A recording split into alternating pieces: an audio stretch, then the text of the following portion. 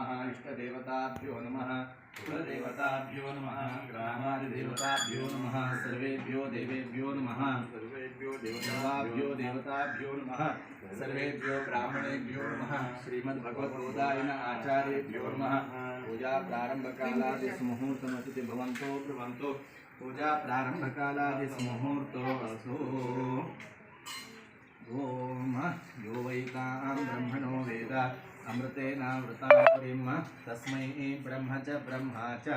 आयुकीर्तिं प्रजां ददुः सर्वमङ्गलमाङ्गल्ये शिवे सर्वार्थसाधिके शरण्ये त्र्यम्बके गौरी नारायणि नमोऽस्तुते